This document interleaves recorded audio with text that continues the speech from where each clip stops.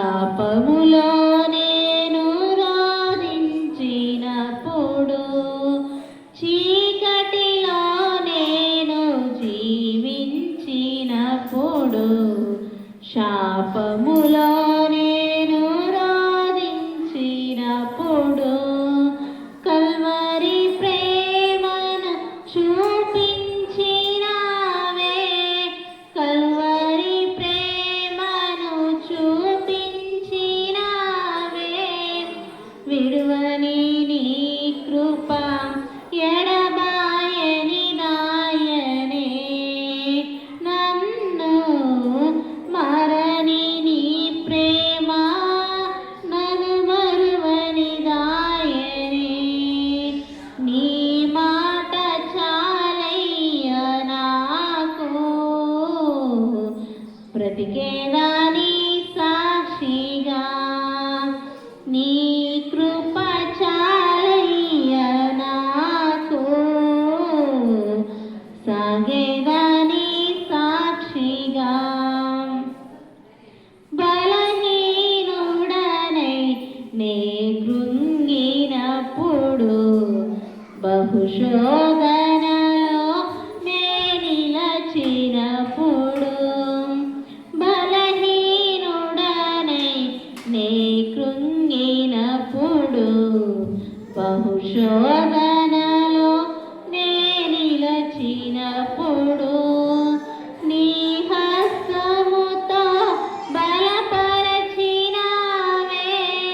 నీ హస్తముతో బలపరచినావే, విడువని నీ కృప ఎడబాయని దాయనే, ప్రభువా మరని నీ ప్రేమ నన్ను మరువని దాయనే, నీ మాట చాలయ్య నాకు, బ్రతికేదాని సాక్షిగా, నీ కృప చాలయ్య నాకు, సాగేదాని సాక్షిగా, బ్రతికేదాని సాక్షిగా, యేసయ్యా బ్రతికేదాని సాక్షిగా, సాగేదాని సాక్షిగా, యేసయ్యా జీవించెదని సాక్షిగా, నీ మాట చాలయ్య నాకు, బ్రతికేదాని సాక్షిగా, నీ కృప చాలయ్య నాకు, సాగేదాని సేవలో.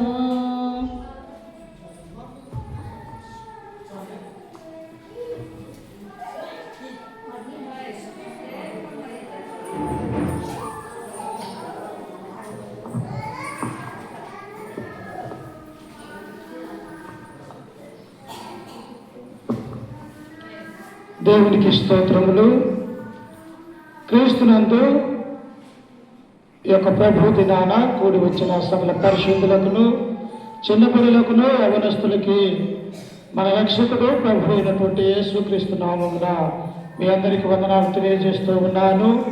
దేవుడు గతించిన పరిశుద్ధమైనటువంటి ఆదివారం నుండి ఈ యొక్క ఆదివారం వరకు మనల్ని అందరినీ కూడా కాచి కాపాడి తన రెక్కల కింద భద్రపరుచుకొని మన యొక్క జీవితంలో మనకు శ్రేష్టమైనటువంటి యొక్క ప్రభు దినాన్ని దేవుడు మనకు అనుగ్రహించిన విధానాన్ని బట్టి మనం ఎల్లప్పుడూ కూడా దేవునికి కృతజ్ఞతలు చెల్లించేవారిగా ఉండాలి.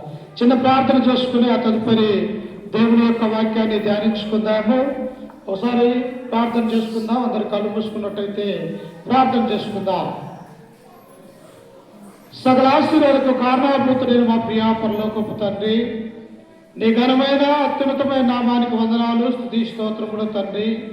గడిచిన కాలమంతయో గడిచిన దినములన్నయో మమ్మల్ని కాచి కాపాడి ఆయా నీ రెక్కల కింద భద్రపరిచిన విధానాన్ని బట్టి నీ కృతజ్ఞతలు చెల్లిస్తూ ఉన్నాం తండ్రి. నేడున్నటువంటి యొక్క పరిశుద్ధమైనటువంటి ఆదివారమున ఈ ప్రభు దినాన తండ్రి, ప్రపంచంలో ఉన్న అనేక మంది తండ్రి నీ యందు భయము భక్తి విశ్వాసము కలిగి నమ్మకము కలిగి నీ యొక్క కుమారులుగా కుమార్తెలుగా ఈ లోకంలో జీవిస్తున్నటువంటి వారందరూ కూడా అయా ఉదయం మొదలుకొని తండ్రి సాయంత్రం వరకు కూడా నీ యొక్క పాద సన్నిధానంలో చేరి తండ్రి అయా ఆత్మతోనూ సత్యముతోనూ నిన్ను ఆరాధన చేస్తూ ఉంటుండగా అటు వారిలో మేమును చిన్న మందగా చిన్న గొర్రెలుగా నీ యొక్క పాద సన్నిధానంలో చేరి ఉంటుండగా మమ్మల్ని అందరినీ కూడా దీవించి ఆశీర్వదించి బలపరచండి తండ్రి. ఇదిగో తండ్రి ఇప్పటి వరకు తండ్రి ప్రార్థన ద్వారా పాటల ద్వారా నిన్ను మహింపరుచుకుని ఉన్నాం. ఆయా పాటల ద్వారా నిన్ను గణపరుచుకుంటూ ఉన్నాము తండ్రి. ఇదిగో నీ యొక్క వాక్యంలోనికి వెళ్తూ ఉంటుండగా తండ్రి ఈ పరిశుద్ధ గ్రంథంలో నుంచి నీ యొక్క వాక్యాన్ని ధ్యానించబోతూ ఉంటుండగా నిలవబడ్డటువంటి నేను నిరుత మాత్రుని తండ్రి.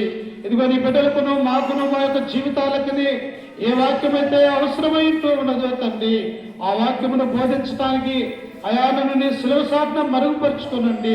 ఇదిగో వినుచున్నటువంటి నీ బిడ్డల యొక్క హృదయాలు తెరిచి నీ మాటలు తండ్రి మేమందరము కూడా మా యొక్క హృదయాలలో భద్రపరుచుకొని నీరు కట్టి ఫలించి ఫలాభివృద్ధి చెందుటకు సహాయం చేయగలరని ఈ మనములు మా రక్షకుడు మా ప్రభు అయిన యేసు పరిశుద్ధ నామమున ప్రార్థించి అడిగి వేడుకుంటున్నాము తండ్రి. ఆమేన్. క్రీస్తునందు ఈ యొక్క ప్రభు దినాన కూడి వచ్చిన సకల పరిశుద్ధులకు ప్రభు అయినటువంటి యేసు క్రీస్తు నామమున మరొకసారి వందనాలు తెలియజేస్తూ అలాగనే ప్రియులారా ప్రతి ఆదివారం ఆరాధనలు మొదటగా ప్రార్థన చేసుకుంటూ ఆరాధనను ప్రారంభించుకుంటూ ఉంటాం. ఆ తదుపరి పాటల ద్వారా ప్రభు అయినటువంటి యేసు క్రీస్తు ద్వారా తండ్రి అయినటువంటి దేవుణ్ణి మనము కనపరుస్తూ ఉంటాం. ఆ తర్వాత ఆరాధనలో మూడో భాగమైనటువంటి దేవుని యొక్క వాక్యాన్ని మనమందరం కూడా ధ్యానించబోతూ ఉన్నాం. గతించినటువంటి ఆదివారము లేకపోతే బుధవారం రోజు శుక్రవారం రోజు ఒక్కొక్క అంశాన్ని గురించి మనము నేర్చుకుంటూ ఉన్నాము. దీనిరా మానవులుగా ఉన్నటువంటి మనము ఈ లోకంలో బ్రతకటానికి భౌతిక సంబంధమైనటువంటి ఆహారము ఎంత అవసరమై ఉంటూ ఉన్నదో అలాగనే క్రైస్తవ యొక్క జీవితంలో కూడా ప్రతిరోజు కూడా అభివృద్ధి చెందాలి అంటే మనము వాక్యం అనే ఆహారం కూడా మనకు అవసరమై ఉంటూ ఉన్నది. అందుకనే ఈ సమయంలో చూడండి అనేక మంది పరిశుద్ధ గ్రంథంలో 66 పుస్తకాలలో అనేక మంది దేవుని యందు భయభక్తులు కలిగి ఉన్నారు. దేవుడంటే భయం లేనటువంటి వారు ఉన్నారు. అయితే మనం ఎవరిని మాదిరిగా తీసుకోవాలా? ఎవరైతే దేవుని యందు భయభక్తులు కలిగి ఉన్నారో, ఎవరైతే దేవుని ద్వారా పొగడబడుతూ ఉన్నారో, ఈ గ్రంథములో మంచివారుగా ఉంటూ ఉన్నారో వారి గురించి మనము ఆలోచించబోతూ ఉన్నాం. చూడండి నాతో పాటు పరిశుద్ధ గ్రంథంలో నుంచి సమూయేలు 2వ గ్రంథము 9వ అధ్యాయము మొదటి నుంచి చదువుకుందాం.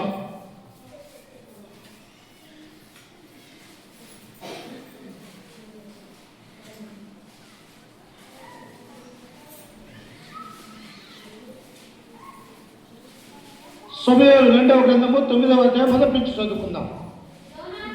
యోనాతానును బట్టి నేను ఉపకారము చూపుటకు సౌలు కుటుంబములలో ఎవడైనా కలడాయని దావీదు అడిగెను. ఇక్కడ గమనిస్తే ప్రియులారా పరిశుద్ధ గ్రంథంలో నుంచి అంతంత ప్రాముఖ్యమైనటువంటి వ్యక్తి ఎవరో తెలుసా? మొదటిగా మరి ఈ యొక్క రాజులలో దావీదు మహారాజును మనము చూడగలం ప్రియులారా. ఎందుకో తెలుసా?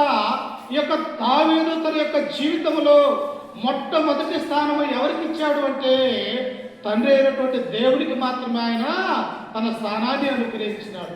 ఆ తర్వాతనే యొక్క లోకంలో ఉన్నటువంటి ప్రతి విషయం కూడా అని అనుకొని దావీదు అలాగూ జీవించినటువంటి వాడిగా మనము చూస్తూ ఉంటాం. అందుకే ఈ యొక్క సమూయేలు గ్రంథము 9వ అధ్యాయంలో మనము చదువుకుంటూ ఉన్నప్పుడు ఒక ప్రాముఖ్యమైనటువంటి వ్యక్తిని మనం ఈనాడు పరిచయం చేయబోతూ ఉన్నాం. ఎవరో తెలుసా? బహుశా మీరు ఒకవేళ విని ఉండొచ్చు, వినకపోయి ఉండొచ్చు ప్రియులారా ఈ యొక్క పేరుని. ఈయన ఈ యొక్క అధ్యాయంలో మాత్రమే కనిపించేటువంటి వ్యక్తిగా ఉంటూ ఉన్నాడు. అందుకని ఇక్కడ మనము చదువుతూ ఉన్నప్పుడు ఎవరున్నారంట? యోనాతానును బట్టి నేను ఉపకారము చూపుటకు సౌలు కుటుంబంలో ఎవడైనా కలడా అని దావీదు అడిగాను. దావీదు అడుగుతూ ఉన్నాడు. అయ్యా నాకంటే ముందున్నటువంటి వాడు, నాకు వివాహానికి కుమార్తెనిచ్చినటువంటి సౌలు రాజు, ఆయన కుటుంబంలో ఎవరైనా ఈ లోకంలో బ్రతికి ఉన్నాడా అని చెప్పేసి ఆయన దగ్గర ఉన్నటువంటి మనుషులని ఈ యొక్క దావీదు మహారాజు అడుగుతూ ఉన్నాడు. కానీ ఈ యొక్క మాట ఎంతో లోతుగా ఉన్నటువంటి విషయాన్ని మనం ఆలోచించబోతూ ఉన్నాం. దావీదు వాస్తవంగా దేవుడు చేసినటువంటి మేళను కానీ, ఆయన చేసినటువంటి ఉపకారములు కానీ ఆయన ఎన్నడూ కూడా మర్చిపోయేవాడు కాదు. ప్రియులారా, మామూలుగా ఉన్నటువంటి మనం మర్చిపోవచ్చు దేవుడు చేసినటువంటి ఆ ఉపకారాలు కానీ, లేకపోతే ఆయన చేసిన అద్భుతాలు కానీ దావీదు తన యొక్క జీవితంలో ఎన్నటికీ కూడా దేవుడు చేసినటువంటి, లేకపోతే మానవులు తనకు సహాయము ఎవరైనా చేస్తే దానిని ఎన్నటికీ కూడా మర్చిపోయినటువంటి వాడు ఈ దావీదు మహారాజు. అందుకే చూడండి, ఈ సమయంలో ఒకసారి 103వ కీర్తన మొదటి నుంచి మనం చదువుకుంటే ఆయన ఎలా మర్చిపోకుండా దేవుణ్ణి స్తుతిస్తూ ఉన్నాడో ఒకసారి గమనించండి. 103వ కీర్తన 1 నుంచి 2 వచనాలు చదువుకుందాం. నా ప్రాణమా యెహోవాను సన్నుతించుము, నా అంతరంగమునున్న సమస్తమా ఆయన పరిశుద్ధ నామమును. చూశారా, ఎన్నడన్నా మన యొక్క జీవితంలో క్రీస్తులోనికి మారిన తర్వాత, క్రీస్తు రక్తములో కడగబడి ఆడి యొక్క సన్నిధిలో ప్రతి ఆదివారం ప్రభు దినాన సంఘముగా సమకూర్చున్నటువంటి మనము ఎన్నడన్నా మనలో ఉన్నటువంటి ప్రాణము గురించి, ఈ ప్రాణము ఎవరిని స్థుతించాలి అని ఎన్నడన్నా మన యొక్క ప్రాణానికి, మన యొక్క మనస్సుకి మనము చెప్పేవారిగా ఉన్నామా? ఇక్కడ దావీదు మహారాజు అంటూ ఉన్నాడు, ఈయన సామాన్యమైనటువంటి వ్యక్తి కాదు. 40 సంవత్సరాల పాటు ఇశ్రాయేలు యొక్క ప్రజలకి రాజుగా ఉండి అనేకమైనటువంటి యుద్ధాలు చేసి గెలిచినటువంటి వాడిగా ఈ యొక్క దావీదును మనము చూడగలము. అందుకు ఆయన ఏమంటూ ఉన్నాడు, నా ప్రాణమా యెహోవాను సన్నుతించుము, నా అంతరంగమునున్న సమస్తమా ఆయన పరిశుద్ధ నామమును సన్నుతించుము, జ్ఞాపకం చేసుకో, ఆయనను ఆరాధించుము. నా ప్రాణమా, నాలో ఉన్నటువంటి సమస్తమా ఆయన చేసినటువంటి ప్రతి దానిని కూడా మనము జ్ఞాపకం చేసుకోవాలని ఇక్కడ దావీదు మనకు తెలియపరుస్తూ ఉన్నాడు. ఎవరన్నా మనకు శ్రమలలో ఉన్నప్పుడు, మనకు ఎవరన్నా బాధలలో ఉన్నప్పుడు ఒక 10,000 మనకు ఒక వ్యక్తి ఇస్తే మనం ఎంతటి సంతోషిస్తూ ఉంటాం. అయ్యో, నా శ్రమలలో, నా బాధలలో నన్ను ఆదుకున్నటువంటి వాడు అని చెప్పేసి మనము ఉపకారం కలిగి ఉన్నట్టుగా ఆ వ్యక్తి మీద ఉంటాం. అలాగనే ఈ సౌలు కూడా, ఈ యొక్క దావీదు కూడా సౌలు కుటుంబం విషయంలో అలాంటి ఉపకారం చేయాలని, సౌలు కుటుంబములలో ఎవరైనా ఈ భూమి మీద బ్రతికి ఉన్నాడా అని ఆ సమయంలో 2వ గ్రంథం 9వ అధ్యాయంలో మనం చదువుకుంటే ఉంటుంది. ఈ కింద వచనంలో చూడండి, అదే 103వ కీర్తన 2వ వచనం చదువుకుంటే, నా ప్రాణమా యెహోవాను సన్నుతించుము, ఆయన చేసిన ఉపకారములలో దేనిని మరవకూడదు. ఎందుకో తెలుసా, మనము దేనినన్నా మర్చిపోతే దేవుడు మనల్ని మర్చిపోయేవాడిగా ఉంటాడు. అందుకే దావీదుకు తెలుసు, దావీదు ఎక్కడి నుంచి ఏ ప్రాంతానికి వచ్చి అక్కడి నుంచి ఎక్కడ ఇశ్రాయేలు ప్రజలకి రాజుగా దేవుడు అభిషేకించాడు అన్నటువంటి ఆ విషయం అంతా కూడా దావీదు తన యొక్క హృదయంలో దాచుకున్నాడు. అందుకనే ఆయన కానొక సమయంలో తన ఇంటిలోనికి వెళ్ళి ఆయనకు మోకరించి ప్రార్థన చేస్తూ ఉన్నప్పుడు ఆయన ఏమంటాడో తెలుసా? చూడండి ఒకసారి, సమూయేలు 2వ గ్రంథము 7వ అధ్యాయము ఒకసారి చూడండి. సమూయేలు గ్రంథము 2వ అధ్యాయము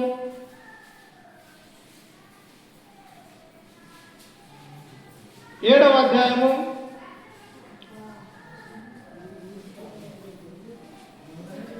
చూడండి. ఆయన ఏమంటాడో 7వ అధ్యాయం 18వ వచనము, దావీదు రాజు లోపల ప్రవేశించి యెహోవా సన్నిధిన కూర్చుండి ఇలాగు మనవి చేసెను, నా ప్రభువా యెహోవా, ఇంతగా నీవు నన్ను హెచ్చించుటకు నేనెంతటి వాడని, నా కుటుంబము ఏ పాటిది. అక్కడేమన్నాడు, నా ప్రాణమా యెహోవాను సన్నుతించుము, నా అంతరంగంలో ఉన్న సమస్తమా ఆయన చేసిన ప్రతి దానిని కూడా సన్నుతించుము అంటూ ఉన్నాడు.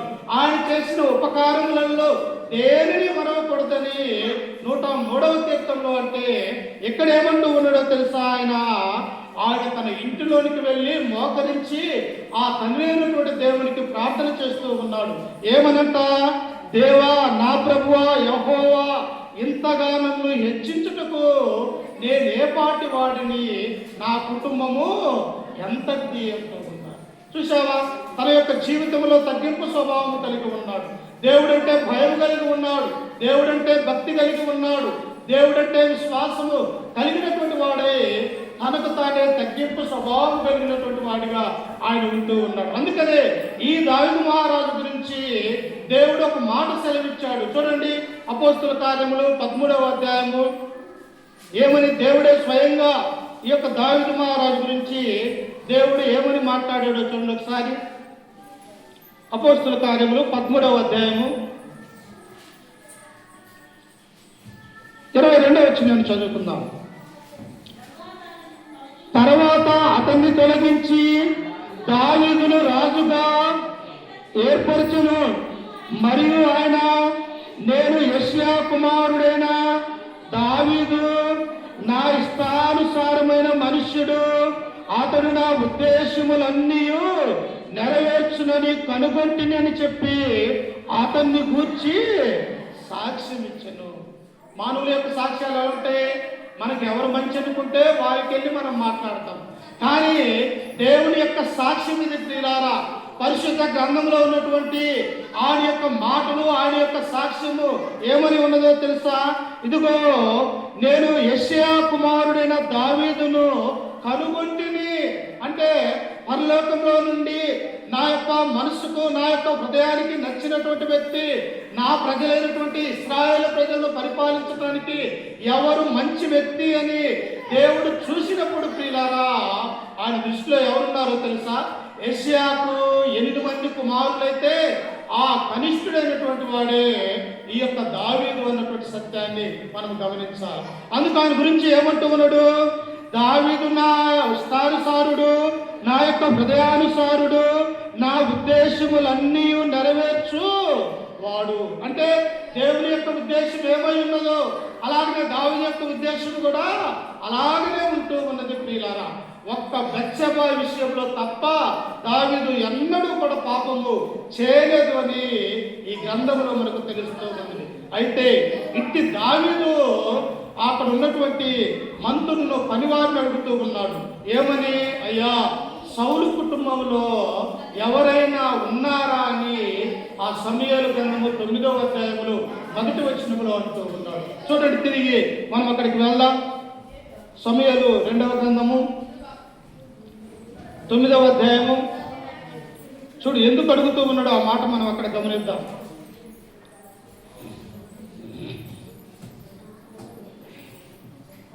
9 మొదటి వచనం చదువుకుందాం. యోనాతానును బట్టి నేను ఉపకారము చూపుటకు సౌలు కుటుంబంలో ఎవడైనా కలడా అని దావీదు అడిగెను. సౌలు కుటుంబమునకు సేవకుడగు సీబాయను ఒకడుండగా వారు అతని దావీదు వద్దకు పిలువనంపిరి.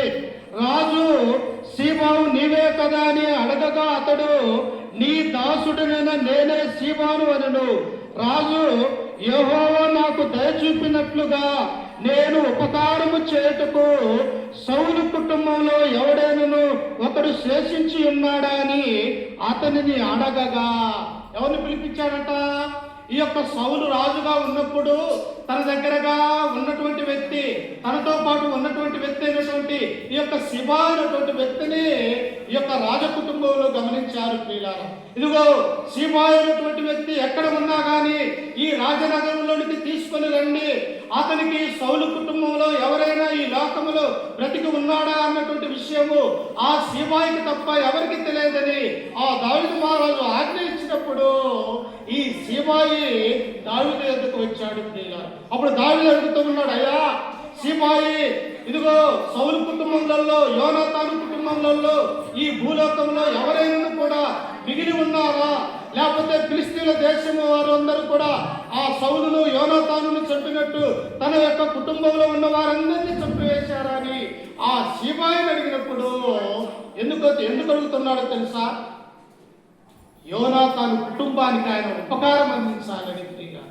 ఎందుకు యోనాతానికి కుటుంబానికి దావీదుకు ఉన్నటువంటి స్నేహబంధము? ఒకానొక సమయంలో సౌలు అనేటువంటి రాజు దావీదును పదే పదే చంపాలని చూస్తూ ఉన్నప్పుడు ఈ సౌలు రాజు కుమారుడైనటువంటి వ్యక్తే ఈ యోనాతాను ప్రియులారా. ఈ యోనాతాను దావీదు ఎలాంటి వారంట? మంచి స్నేహం కలిగినటువంటి వారు. ఆ స్నేహం ఎలాంటిదంట? అన్నదమ్ముల కంటే, రక్త సంబంధికుల కంటే, భార్యాభర్తల కంటే కూడా మంచి సంబంధము, స్నేహము కలిగినటువంటి వాడిగా ఈ యోనాతానును మనం చూస్తూ ఉన్నాం. చూడండి, ఆ భాగం కూడా మనం చదువుకుంటూ ఉన్నప్పుడు ఎలాంటి స్నేహం ఒకసారి చూడండి. సమూయేలు మొదటి గ్రంథము 18వ అధ్యాయము. ఎందుకు పదే పదే యోనాతాను గురించి, ఆయన కుటుంబాన్ని గురించి దావీదు మనకు ఎందుకు ఇక్కడ తెలియజేస్తూ ఉన్నాడు ఒకసారి చూడండి. సమూయేలు మొదటి గ్రంథము 18వ అధ్యాయము మొదటి వచనం నుంచి చదువుకుందాం.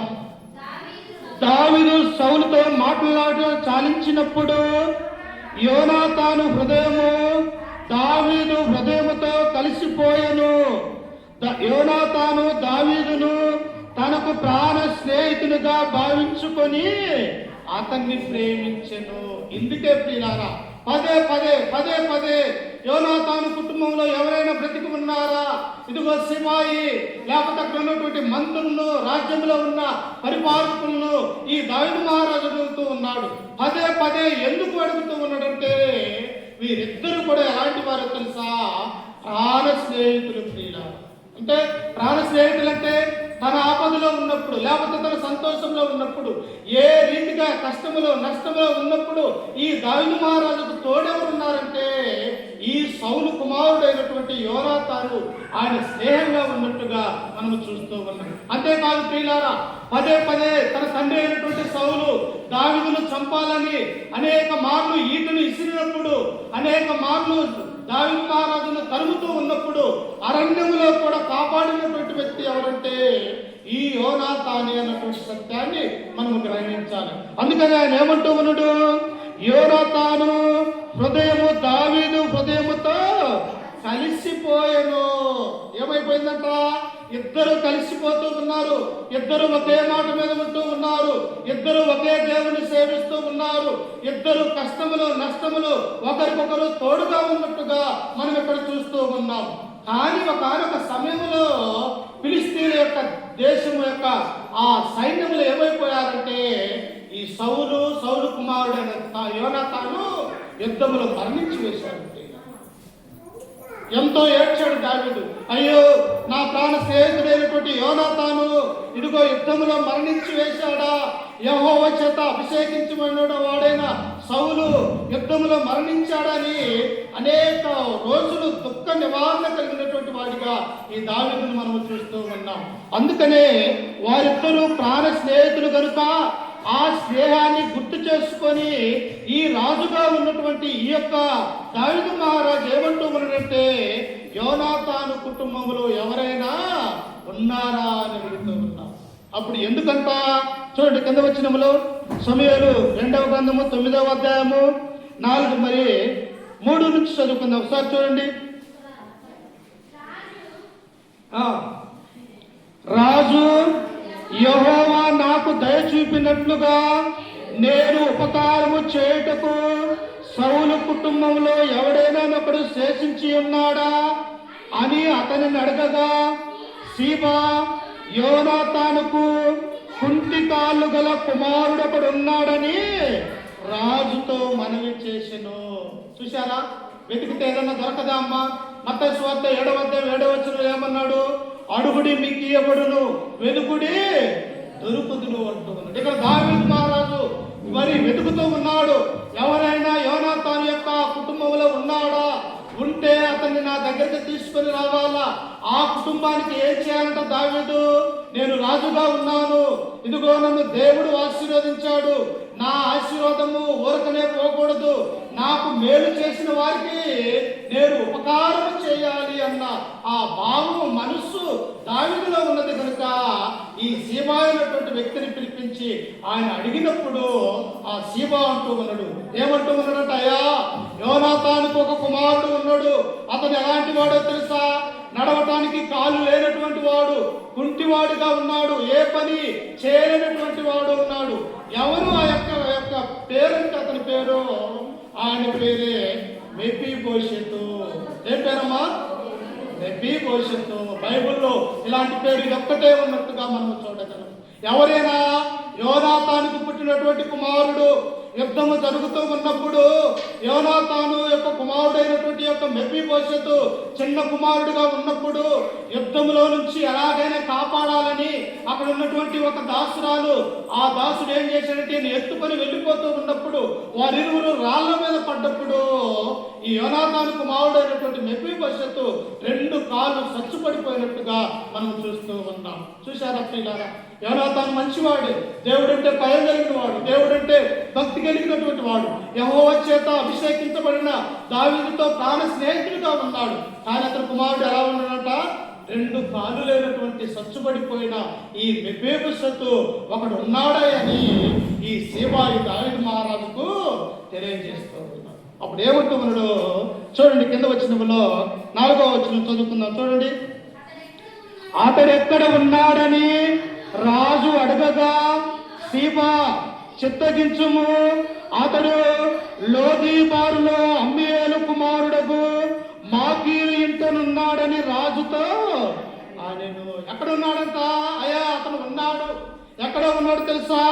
ఆయన ఉన్నది ఎక్కడంటే ఇదిగో లోదీబారులో అమ్మీయేలు కుమారుడైనటువంటి మాకీరు ఇంట ఉన్నాడు. ఎక్కడో ఇదిగో శత్రు సైన్యం వచ్చి తనను కూడా చంపివేస్తారేమోనని ఎక్కడో తన ప్రాణాన్ని కాపాడుకోవటానికి మాకీర్ అనేటువంటి వ్యక్తి ఉన్నాడు, ఆ ఇంటిలో అతను పడి ఉన్నాడు అని ఈ సీబాయి దావీదు మహారాజుకి తెలియజేశాడు. ప్రియులారా, చూశారా?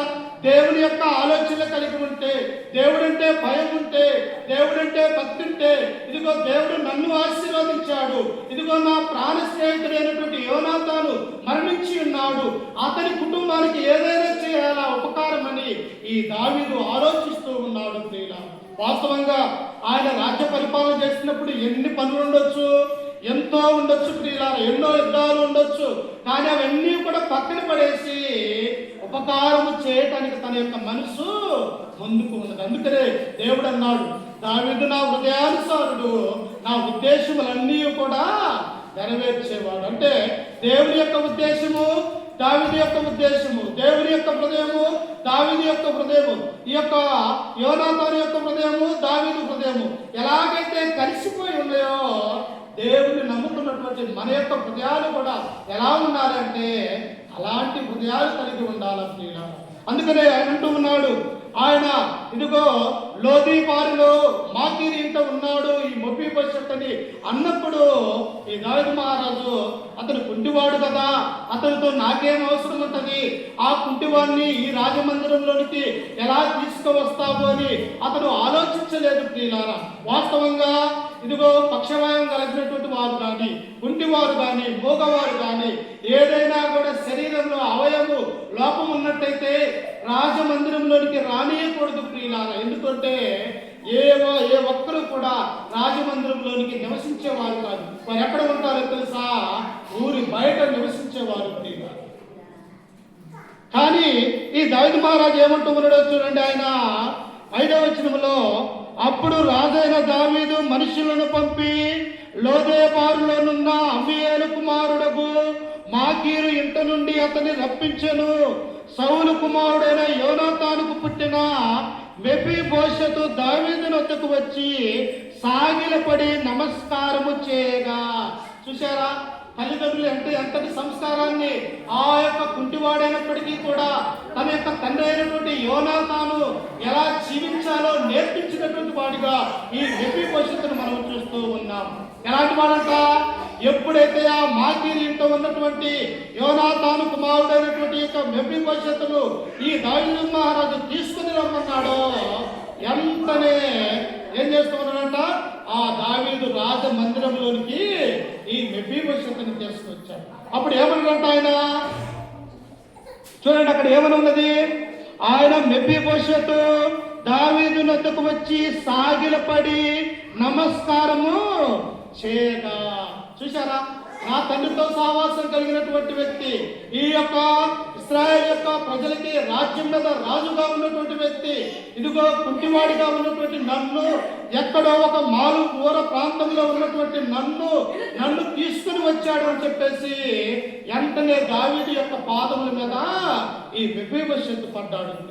అంటే ఎంత తగ్గింపు స్వభావం ఒకసారి ఆలోచించండి. బైబిల్లో ఉన్నటువంటి వారికి, దేవుడిని నమ్ముకున్నటువంటి బిడ్డలు ఎలా ఉన్నారో తెలుసా? ప్రతి విషయంలో విధేయత కలిగినటువంటి వాడిగా ఉన్నారు, తగ్గింపు స్వభావం కలిగినటువంటి వాడిగా ఉన్నాడు. అందుకనే బాప్తిస్మం ఇచ్చుతూ యోహాను కూడా ఏమంటాడు? యేసుక్రీస్తు వారు యోర్దాను నదిలో బాప్తిస్మం ఇచ్చి యోహాను బాప్తిస్మం ఇస్తూ ఉన్నప్పుడు ఆయన దగ్గరికి వచ్చినప్పుడు ఈ యోహాను అంటాడు, అయ్యా నీ చేత నేను బాప్తిస్మం పొందనై ఉండగా నీవు నా యొద్దకు రానేలా అని అన్నప్పుడు క్రీస్తు ప్రభువు అంటారు, నీతి యావత్తు ఇప్పటికి కానిమ్ము, నీతి యావత్తు ఇలాగూ జరగాల. ఇప్పటికి కానిమ్ము యోహాను, నీతి యావత్తు కూడా ఇలాగూ జరగాలన్నాడు. అంతేకాదు యోహాను ఏమన్నాడో తెలుసా? ఇదిగో నా వెనక వచ్చుచున్నవాడు ఎలాంటి వాడో తెలుసా? ఆయన చెప్పుల వారును విప్పుటకైన నేను పాత్రులు కాను. అంటే ఒక ఏలియా ఆత్మ ధరించినటువంటి వ్యక్తి, ప్రవక్త అయినటువంటి ఏలియా తర్వాత ఆయన యొక్క ఉద్దేశాలు కలిగి ఇదిగో ఈ లోకానికి వచ్చినటువంటి వ్యక్తి క్రీస్తు ప్రభువు గురించి ఏమన్నాడో తెలుసా? ఆయన చెప్పుల వారును విప్పుటకైన నేను పాత్రులు కాను. ఇక్కడ కూడా మెఫీబోషెతు దావీదు మహారాజుని ఎప్పుడైతే చూశాడో ఆయన పాదముల మీద పడి నమస్కరిస్తూ ఉన్నాడు. అంటే దేవుణ్ణి నమ్ముకున్నటువంటి బిడ్డలకి ఏముండాలంట? తగ్గింపు స్వభావం కలిగి ఉండాలి. అందుకనే మనము చూస్తూ ఉన్నప్పుడు లూకా సువార్త 19వ అధ్యాయంలో తనను తాను తగ్గించుకుని వాడు హెచ్చించబడును, తనను తాను హెచ్చించుకుని వాడు తగ్గించబడతాడు. మనం క్రీస్తుని నమ్ముకున్నటువంటి వారు, క్రీస్తుని ధరించుకున్నటువంటి వారు, క్రీస్తు రక్తంలో కడగబడ్డటువంటి మన యొక్క జీవితాలు కూడా ఒక మెఫీబోషెతు ఎలాగైతే తగ్గింపు స్వభావం కలిగి ఆయనకు నమస్కారం చేసినట్టుగా మనము కూడా అలాంటి హృదయాన్ని కలిగి ఉండాలి అని ఈ గ్రంథం మనకు సెలవిస్తూ ఉన్నది. అంతేకాదు ప్రియులారా, చూడండి ఇంకా ఏమంటున్నాడు? 6వ వచనమమ్మ, నమస్కారము చేయగా దావీదు మెఫీబోషెతు అని అతన్ని పిలిచినప్పుడు చిత్తము నీ దాసుడనైన నేనున్నానెను. అందుకు దావీదు, నీవు భయపడవద్దు, నీ తండ్రి అయిన యోనాతాను నిమిత్తము నిజముగా నేను నీకు ఉపకారము చూపి నీ పితరుడైన సౌలు భూమి అంతయు నీకు మరలా ఇప్పింతును. చూశారా పిల్లారా? అయ్యా రాజు ఎందుకు పిలిపించాడు నన్ను? నేను ఎక్కడో ఉన్నటువంటి నన్ను, ఇదిగో వికలాంగుడిగా ఉన్నటువంటి నన్ను ఈ దావీదు మహారాజు యొక్క రాజనగరంలోనికి ఎందుకు పిలిపించాడు? నేను రాజవంశానికి చెందినటువంటి వాడిని కదా, ఒకవేళ నేను అడ్డంగా ఎక్కడన్నా వస్తానేమని, ఒకవేళ నన్ను చంపుతారేమో అన్నటువంటి ఆలోచన ఇతనిలో ఉన్నప్పటికీ కూడా ప్రియులారా ఈయన భయపడుతూ ఉన్నాడు మెఫీబోషెతు. అప్పుడు దావీదు అంటున్నాడు, అయ్యా భయపడవద్దయ్యా, నీ తండ్రి అయినటువంటి దావీదు యోనాతాను నాకు ప్రాణ స్నేహితుడు, ఇదిగో నీ యొక్క చేసిన అయినటువంటి సౌలు ఉన్నాడే, ఈ యొక్క ఇశ్రాయేలు ప్రజలకు మొట్టమొదటిగా రాజుగా ఉన్నాడు. ఆయన సంపాదించినటువంటి యావదాస్తి అనేది భూమి కానీ లేకపోతే బంగారం కానీ వెండి కానీ ఏదైతే ఉంటూ ఉన్నదో అవన్నీ కూడా నేను నీకు ఇవ్వటానికి మీ నాన్నను బట్టి నేను ఉపకారము చేయాలనుకుంటున్నాను. అందుకనే పదే ఐగుప్తు దేశంలో నుంచి ఇచ్చిన ఇశ్రాయేలు ప్రజల్ని ఆ దేవుడు ఏమంటాడో తెలుసా? మీ పితరులైనటువంటి వారు నా నుంచి దూరమైపోయారు, మీ పితరులైనటువంటి వారు గర్విష్ఠులు అని పదే పితరుల గురించి ఇశ్రాయేలు ప్రజల గురించి దేవుడు అనేక మార్లు హెచ్చరిక చేసినట్టుగా మనం చూస్తూ ఉన్నాం. కానీ తన పితరుడైనటువంటి సౌలు కానీ తన యొక్క నానైనటువంటి యోనాతాను కానీ ఎలాంటి వాడంట? నీతిమంతులుగా ఉన్నారు, దేవుడంటే భయం కలిగి ఉన్నారు, దేవుడంటే భక్తి కలిగి ఉన్నారు. అందుకని ఇప్పుడు వారు లేనప్పటికీ కూడా దేవుడు ఏం చేస్తూ ఉన్నాడట? ఈ దావీదు మహారాజు ద్వారా ఆ యొక్క మెఫీబోషెతుకు ఉపకారం చేస్తూ ఉన్నాడు. అందుకనే క్రైస్తవ జీవితం ఎలాంటిదంట? యేసుక్రీస్తు అంటాడు, మీ శత్రువులు మీరు ప్రేమించుడి అంటాడు. అంటే క్రైస్తవ యొక్క జీవితం ఎలాంటిదో తెలుసా? మన శత్రువులు మనం ప్రేమించే స్వభావం కలిగి ఉండాలి. ఎందుకంటే ఇక్కడ దావీదు కూడా తన యొక్క ఆలోచనల ప్రకారము, దేవుడి యొక్క చిత్త ప్రకారము ఈ యొక్క మెఫీబోషెతుని తన ఇంటిలోనికి ఆహ్వానించుకున్నటువంటి వాడిగా మనం చూస్తూ ఉంటాం. అప్పుడు ఇంకా ఏమంటూ ఉన్నాడో చూడండి, కింద వచ్చినములో, సౌలు భూమి అంతయు నీకు మరలా ఇప్పింతును, చదువు, మరియు నీవు సదాకాలము నా బల్ల యొద్దనే భోజనము చేయదు అని సెలవీయగా. ఎక్కడ జనాలు వాస్తవంగా ఇతను రాజమందిరములో, రాజనగరంలో రాజు కుటుంబకులు మాత్రమే భోజనము చేయాలా, వేరే వాళ్ళు చేయటానికి అర్హులు కాదు ప్రియులారా, ఒప్పుకోరు. కానీ ఈ యొక్క కుంటివాడైనటువంటి ఈ యొక్క మెఫీబోషెతును ఎక్కడికి తీసుకుని వచ్చాడంట ఈ యొక్క దావీదు మహారాజు? వెంటనే ఆయనకు సెలవిస్తూ ఉన్నాడు, నీ ఆస్తి అంతయు కూడా నీకు నేను మరలా ఇస్తాను, అంతేకాదు నీవు బ్రతుకు దినములన్నీ కూడా నేను ఏ బల్ల మీదైతే భోజనం చేస్తున్నానో, నా కుమారులు కుమార్తెలు నా యొక్క భార్య ఏ భోజనం బల్ల మీద భోజనం చేస్తూ ఉన్నారో అదే బల్ల మీద నీవు కూర్చొని భోజనం చేయాలి. ఎంత ఆలోచన, ఎంతటి ఆశీర్వాదకరమైనటువంటి మాటలు. అతనికి ఎంత బలం రావచ్చు, అతను వికలాంగుడే రావచ్చు, నడవలేకపోవచ్చు, కానీ ఈ మాటలు వింటూ ఉన్నప్పుడు నా తండ్రి ఎంత మంచివాడా, నా తండ్రి ఇన్ని మంచి పనులు ఈ లోకంలో చేసి ఉన్నాడా అని తనలో తాను మెఫీబోషెతు హృదయంలో ఉప్పొంగి ఎంతో సంతోషించేవాడిగా ఉంటూ ఉన్నాడు. అందుకనే ప్రియులారా, తల్లిదండ్రులుగా ఉన్నటువంటి మనము ఈ లోకంలో జీవించినప్పుడే దేవుని యందు భయభక్తులు కలిగి ఆయన త్రోవలో మనం నడిస్తే మనకు పుట్టినటువంటి పిల్లలు కూడా ఆ మార్గంలో నడవటానికి అవకాశం ఉంటూ ఉన్నది. అందుకనే ఇక్కడ ఎప్పుడైతే దావీదు మాట్లాడో చూడండి, 8వ వచనాన్ని చదువుకుందాం. అతడు నమస్కరించి, చచ్చిన కుక్క వంటి వాడనైనా నా ఎడల నీవు దయచూపుటకు నీ దాసుడునకు నేనెంతటి వాడని. అమ్మా, బైబిల్లో నమ్ముకున్నటువంటి వారందరూ ఎక్కడన్నా గర్వించినట్టు ఉన్నదా, ఎక్కడన్నా కూడా అతిశయపడ్డట్టు ఉన్నదా? ఎక్కడా కూడా లేదు ప్రియులారా. అక్కడ వచ్చేసరికి దావీదు మహారాజు ఏమన్నాడు, అయ్యా ఇంతగా ఆశీర్వదించుటకు దీవించుటకు నేను ఎంతటి వాడని, నా కుటుంబం ఏ పాటిది అని దావీదు అన్నాడు. ఇక్కడ చేసి బాప్తిస్మం ఇచ్చావని ఏమన్నాడు, నా వెనక వచ్చుతున్నటువంటి వాడు ఆయన యేసుక్రీస్తు, ఆయన చెప్పుల వారునైన నేను ఇప్పటికు ఆత్మను కానున్నాడు. ఇంకా అపోస్తలుడైనటువంటి పౌలు ఏమన్నాడు తెలుసా, అయ్యా ఆ ప్రధాన పాపినే నేనన్నాడు. ఏమన్నాడు, అందరికంటే పాపులుంటే ఈ లోకంలో అత్యంత ప్రాముఖ్యమైనటువంటి పాప ఎవరంటే నేనన్నాడు. ఇంకా మనము చదువుకుంటూ ఉన్నప్పుడు ప్రియులారా, అనేక మంది కూడా ఈ యోబు కూడా అంటాడు. ఏమంటాడో తెలుసా, ఆ దేవునికి ఏదో ప్రార్థన చేస్తూ ఉన్నప్పుడు నేనెంత దౌర్భాగ్యుడు అని యోబు కూడా తన జీవితంలో తగ్గింపు స్వభావం కలిగినటువంటి వాడిగా మనము చూస్తూ ఉన్నాం. అప్పుడు ఈ మెఫీబోషెతు కూడా ఏమంటూ ఉన్నాడో తెలుసా, అయ్యా చచ్చిన కుక్క వంటి వాడనైనా నా ఎడల. ఎలాంటి బ్రతుకో తెలుసా నాది? ఒక చచ్చిపోయిన కుక్క ఉంటుంది కదా, ఆ కుక్కను చూస్తే మనుషులు ఏమనుకుంటారు, ఇది చనిపోయినది, ఇది వాసన వస్తుంది, దీన్ని తీసి బయట పారవేయండి అని దాని నుంచి దూరంగా తొలగిపోయే చచ్చినటువంటి కుక్క స్వభావం ప్రియులారా. కానీ అలాంటి బ్రతుకు నాదయ్యా, చచ్చిన కుక్క వంటి బ్రతుకు నాదైతే నన్ను దీవించడానికి, నాకు ఉపకారం చేయడానికి నీకెట్టి మనసు ఉన్నదని చెప్పేసి దావీదుకు నమస్కరిస్తూ ఉన్నాడు. నేను ఆ జీవితంలో కూడా, మన యొక్క జీవితంలో కూడా మనం ఎంతటి ఎత్తు ఎదిగినప్పటికీ కూడా, మనం ఎంతటి వారమైనప్పటికీ కూడా, ఆస్తిలో కావచ్చు, ధనములో కావచ్చు, లేకపోతే జ్ఞాన విషయంలో కావచ్చు, లేకపోతే బల విషయంలో కావచ్చు, దేవుడు మనల్ని ఎంత ఎత్తుకు ఆశీర్వదించినప్పటికీ కూడా మన హృదయం ఎలా ఉండాలంటమ్మా? తగ్గింపు స్వభావం కలిగి ఉండాలి. ఒకవేళ హెచ్చించుకుంటే దేవుని చేత తగ్గింపబడతాం ప్రియులారా. ఒకానొక వ్యక్తి హెచ్చించుకున్నాడు. ఎవరు? ఈ యొక్క బబులోను రాజు అయినటువంటి నెబుకద్నెజరు హెచ్చించుకున్నాడు. ఎందుకో తెలుసా?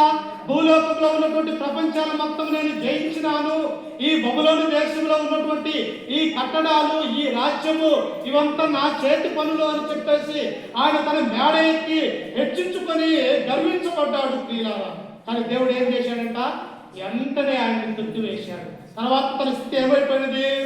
పశువులు మేసే మేతైన గడ్డిని 7 సంవత్సరాల పాటు ఒక పశువు ఎలాగైతే అరణ్యంలోనికి వెళ్ళి అడవిలోనికి వెళ్ళి ఆ యొక్క మేత తింటూ ఉన్నదో, మానవుడిగా ఉన్నటువంటి యొక్క నెబుకద్నెజరు కూడా దేవుడి దగ్గర గర్వించిన వాడైనప్పుడు పశువులు తినే గడ్డి తిన్నట్టుగా ఈ నెబుకద్నెజరుని మనం చూడగలం. అంతేకాదు ఈ యొక్క క్రొత్త నిబంధన గ్రంథంలో కూడా గర్వపడ్డటువంటి అపోస్తల కార్యములు 12వ అధ్యాయము మొదటి నుంచి మనం చదువుకుంటూ ఉన్నప్పుడు అక్కడ హేరోదు అనేటువంటి ఒక రాజు ఉంటాడు.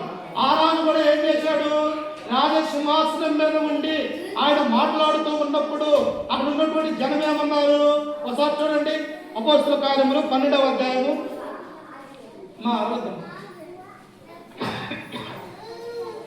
అపోస్తల కార్యములు 12వ అధ్యాయము.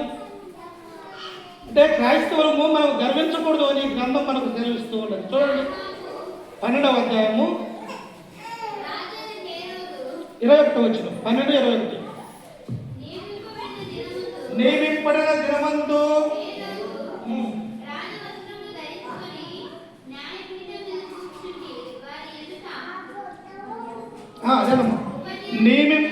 నియమింపబడిన దినమందు హేరోదు రాజవస్త్రములు ధరించుకొని న్యాయపీఠం మీద కూర్చుండి వారి ఎదుట ఉపన్యాసము చేయగా జనులు ఇది దైవ స్వరమే గాని మానవ స్వరము కాదని కేకలు వేశారు.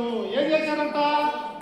నియమింపబడిన దినమందు అనగా రాజమందిరంలో రాజనగర్లో తీర్పు తీర్చడానికి జనులందరూ కూడా కొన్ని వేల మంది అక్కడ నిలవబడ్డప్పుడు ఈ ఎదోమీయుడైనటువంటి యొక్క హేరోదు ఏం చేస్తూ ఉన్నాడట?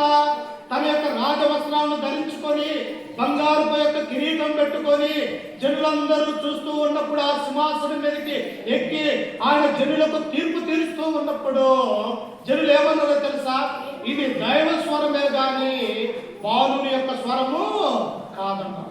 వెంటనే పొగిడేసరికి జనులు ఇతను ఏమనుకున్నాడు? ఈ భూలోకానికి నేను దేవుడు కావచ్చు, నేనే గొప్ప వ్యక్తిని కావచ్చు అని తనలో తాను ఆలోచించుకున్నప్పుడు దేవుడు ఏం చేశాడో చూడండి, కింద వచనంలో అతడు దేవుణ్ణి మహిమపరచునందున వెంటనే ప్రభువు దూత అతన్ని మొత్తలు కనుక పురుగులు పడి ప్రాణము. చూసారా? గర్వించుకుంటే ఎంత అనాలోచితమైనటువంటి నిర్ణయం. మనము గర్వపడితే నాశనానికి మార్గము ప్రియులారా. నాశనానికి ముందు ఏమొస్తుంది? గర్వము నడుచును అని సామెతల గ్రంథం 16వ అధ్యాయం 18వ వచనంలో మనము చూడగలం ప్రియులారా. అంటే ఆ యొక్క గర్వపడడానికి ఏమొస్తుంది? నాశనం అనేది వస్తుంది. కాబట్టి దావీదు మహారాజు గర్వపడలేదు ప్రియులారా. తనను తాను తగ్గించుకున్నాడు. నేను ఎంతటి వాడిని అన్నాడు. అలాగనే నాకు ఉపకారం చేసిన నా ప్రాణ స్నేహితుడైనటువంటి యోనాతాను కుటుంబంలో ఎవరైనా ఉన్నారా అని చెప్పేసి వెతికి అతని కుమారుడైనటువంటి ఇదిగో నడవలేని కాలు లేనటువంటి ఈ మెఫీబోషెతును తీసుకుని వచ్చి తన బల్ల మీద కూర్చొని తనకు భోజనము పెట్టాడు. ఆ మెఫీబోషెతు అంటూ ఉన్నాడు, ఏమన్నాడు? ఆయనకు నమస్కరించి, అయ్యా నా బ్రతుకు ఎలాంటిదో తెలుసా? చచ్చిన కుక్క వంటి వాడినైనా నన్ను ఎంతగా నన్ను ఆప్యాయతగా అనురాగంగా చూస్తూ ఉండవు. నేను ఎంతటి వాడిని తను కూడా విధేయత కలిగి తగ్గింపు స్వభావం కలిగిన వాడిగా మనం చూస్తూ ఉన్నాం. చివరిగా చూస్తూ ఉన్నప్పుడు ప్రియులారా చూడండి, తిరిగి సమూయేలు గ్రంథము 9వ అధ్యాయము చివరి భాగానికి వచ్చాం. చూడండి ఒకసారి, సమూయేలు గ్రంథము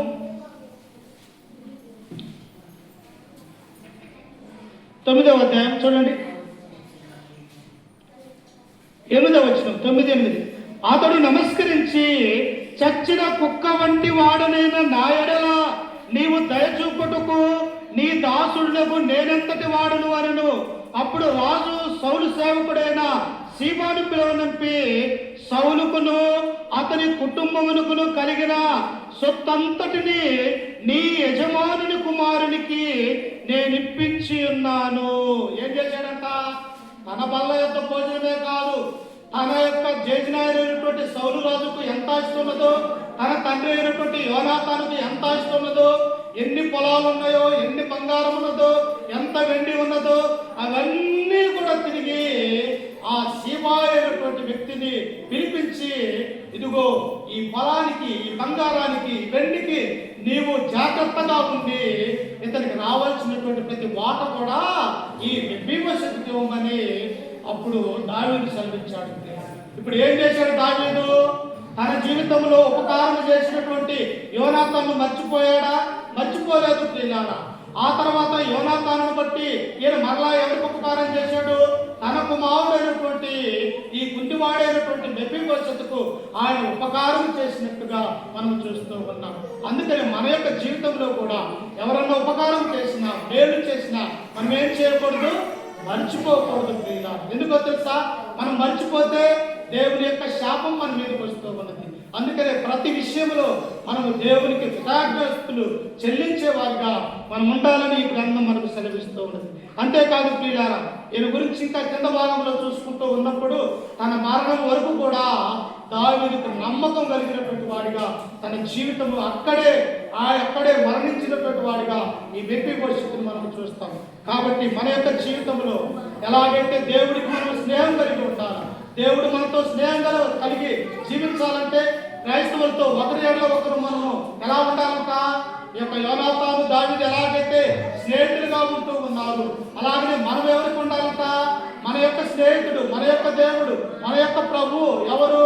మనల్ని నిర్మించిన సృష్టికర్త అయిన దేవునికి మనం స్నేహితులుగా, ఆయన యొక్క కుమారులుగా, కుమార్తెలుగా ఈ లోకంలో ఉండాలని దేవుడి యొక్క వాక్యం మనకు తెలియజేస్తూ ఉన్నది. కాబట్టి అందుకనే తిరిగి ఇంకొక వాక్యం చదువుకుందాం, చూడండి ఒకసారి. అదే కీర్తనాకారుడు 78వ కీర్తన 78వ కీర్తన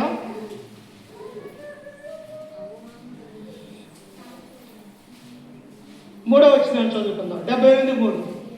మాకు తెలిసిన సంగతులను, మా పితరులు మాకు వివరించిన సంగతులను చెప్పెదను.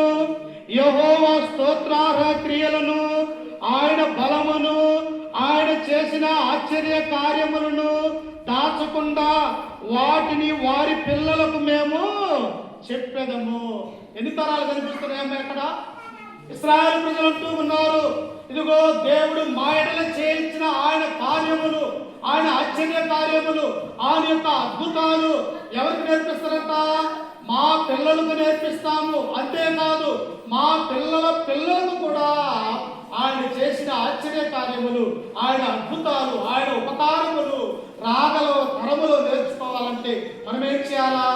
మన పిల్లలకి, మన కుటుంబాలకి, మన యొక్క సంఘాలకి దేవుడు చేసిన మేలు, ఉపకారములు మనం మర్చిపోకుండా, దాచకుండా వాటిని నేర్పించాలని చెప్పేసి ఈ వాక్యం ద్వారా మిమ్మల్ని హెచ్చరిస్తూ, ఈ మాటలను నన్ను నేను కూడా హెచ్చరిక చేసుకుంటూ ఓపికతో మీ అందరికీ మన రక్షకుడు ప్రభు అయిన యేసుక్రీస్తు నామమున వందనాలు తెలియజేస్తూ ఈ వాక్యాన్ని ముగించుకుంటూ ఉన్నాను. ప్రియులారా, చిన్న ప్రార్థన చేసుకున్న తదుపరి ఆరాధన కార్యక్రమం ఉన్నది.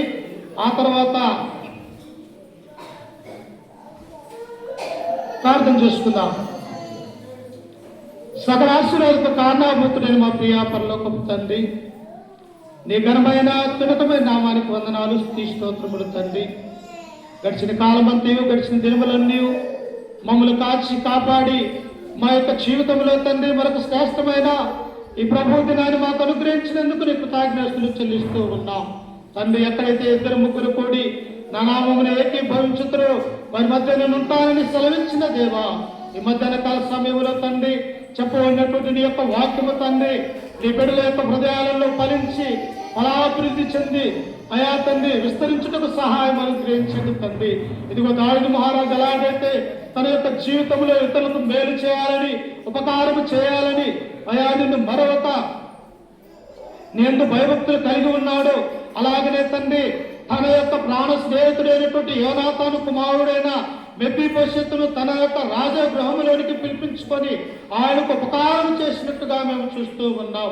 అలాగనే మా యొక్క జీవితంలో తండ్రి నీవు చేసినటువంటి మేళ్ల నిమిత్తమై, నీవు చేసిన అద్భుతాల నిమిత్తమై, నీవు చేసిన ఆశ్చర్య కార్యాల నిమిత్తమై తండ్రి అయా మేమును తండ్రి అయా నీ యొక్క ఆశ్చర్య కార్యములను మరొక అయా నిన్ను ఎల్లప్పుడూ జ్ఞాపకం చేసుకునే గొప్ప భాగ్యాన్ని మాకు అనుగ్రహించండి తండ్రి.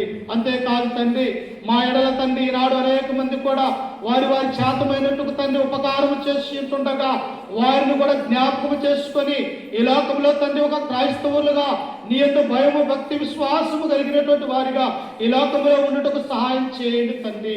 ఆయా ఈ మధ్యాహ్న కాల సమయంలో తండ్రి అయా జరగబోయే ఆరాధన కార్యక్రమం అంతట్లో మీరే తోడుగా నీడగా ఉండి మమ్మల్ని నడిపించగలరని ఈ మనవులు మా రక్షకుడు మా ప్రభు అయిన యేసు పరిశుద్ధ నామమున ప్రార్థించి అడిగి వేడుకుంటున్నాము తండ్రి, ఆమేన్. ప్రియులారా, ప్రాముఖ్యమైనటువంటి ఆరాధనలోకి మనం వచ్చి ఉన్నాము.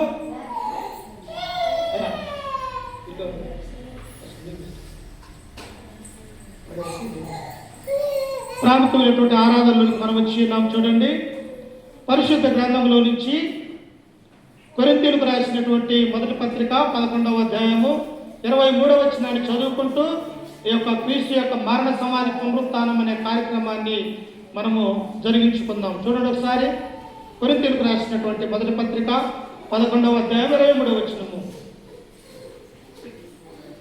నేను ఈ విషయమై మీకు అప్పగించిన దానిని ప్రభు వలన పొందితిని. ప్రభు అయిన యేసు తాను అప్పగింపబడిన రాత్రి ఒక రొట్టెను ఎత్తుకొని కృతజ్ఞాస్తులు చెల్లించి దాన్ని విరిచి, ఇది మీ కొరకైన నా శరీరము, నన్ను జ్ఞాపకము చేసుకున్నట్టుకై దీన్ని చేయడని చెప్పాను. ఎవరిని జ్ఞాపకం చేసుకోవాలా?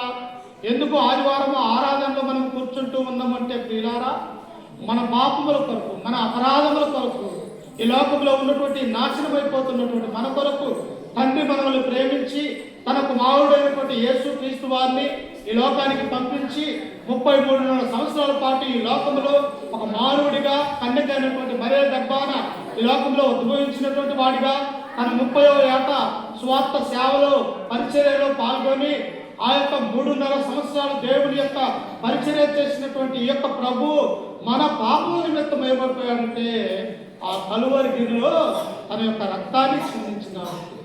కాబట్టి ఏమన్నాడు?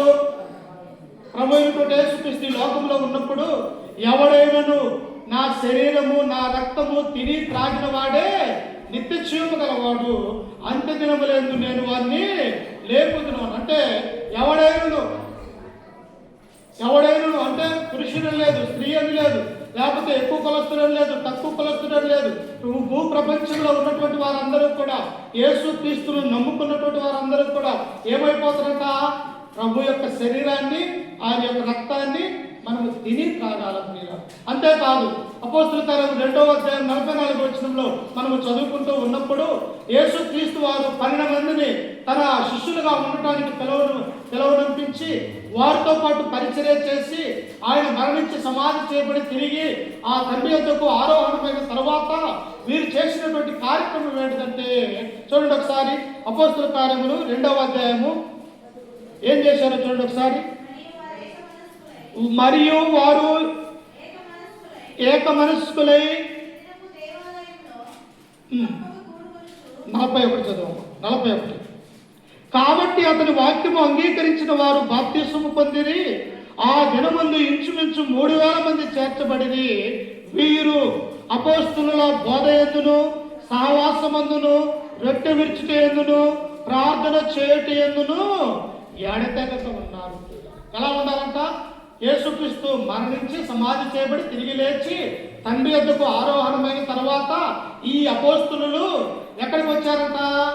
మార్కు తల్లి అయినటువంటి మరియమ్మ ఉన్నది కదా, ఆ మరియమ్మకు 2 అంతస్తుల మేడగది ఉంటే ఆ మేడగదిలో వీళ్ళందరూ కూడా ఏం చేస్తూ ఉన్నారంటే పిల్లారా, ఆ ప్రభు యొక్క శరీరాన్ని, ఆయన యొక్క రక్తాన్ని త్రాగుతూ ఉన్నారు.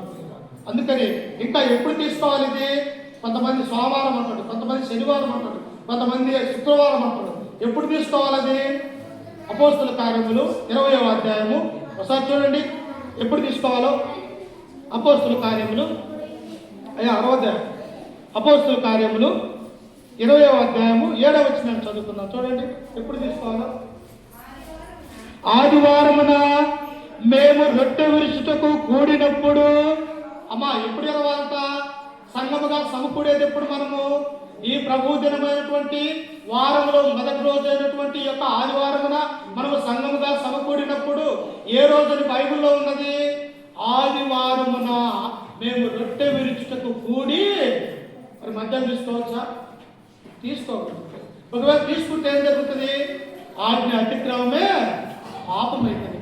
కాబట్టి యేసుక్రీస్తు ఈ లోకంలోనికి ఎందుకు వచ్చాడు అంటే మన పాపం నిమిత్తము, మన అపరాధం నిమిత్తం ఆయన కలవరిగిరిలో తన యొక్క రక్తాన్ని చిందించి ఆయన మన కొరకు చనిపోయి, మన కొరకు సమాధి చేయబడి, మన కొరకు తిరిగి లేచిన క్రీస్తు యొక్క మరణ సమాధి పునరుత్థానాన్ని మనము జ్ఞాపకం చేసుకోవాలి. ఎప్పుడంటది? ఆదివారం. ప్రతి ఆదివారం కూడా దేవుని యొక్క సన్నిధానములు మనము జ్ఞాపకం చేసుకోవాలి. కాబట్టి క్రీస్తు శరీరం మన మధ్యలో ఉన్నది. ప్రార్థన చేసుకుంటూ ఆయన యొక్క మరణ సమాధి పునరుత్థానములోనికి మనమందరము కూడా యేసు క్రీస్తుని జ్ఞాపకం చేసుకుందాం, ప్రార్థన చేసుకుందాం. సకలాశ్వరులకు కారణభూతుడైన మా ప్రియ పరలోకపు తండ్రి, నీ ఘనమైన అత్యున్నతమైన నామానికి వందనాలు, స్తుతి స్తోత్రములు తండ్రి. గడిచిన కాలమంతయు, గడిచిన దినములన్నీ మమ్మల్ని కాచి కాపాడి మా యొక్క జీవితంలో తండ్రి మరొక శ్రేష్టమైనటువంటి తండ్రి వారములో మొదటి రోజు అయినటువంటి యొక్క ప్రభు దినాన అయా తండ్రి చిన్న మందగా, చిన్న గొర్రెలుగా నీ యొక్క పాద సన్నిధానంలో చేరి తండ్రి అయా తండ్రి ఆత్మతోను సత్యముతోను నిన్ను ఆరాధన చేస్తూ ఉంటుండగా మమ్మల్ని దీవించి ఆశీర్వదించి బలపరచండి తండ్రి. ఇదిగో తండ్రి అపోస్తలుడైనటువంటి పౌలు చెప్పిన రీతిగా ఎఫెసీయులకు రాసినటువంటి పత్రిక 2వ అధ్యాయము 1వ వచనములో అంటాడు తండ్రి, మీ అపరాధముల చేతను పాపముల చేతను మీరు చచ్చిన వారై ఉండగా క్రీస్తుతో కూడా మిమ్మల్ని బ్రతికించననే మాటను మేము చదువుకుంటూ ఉన్నాం. నిజంగా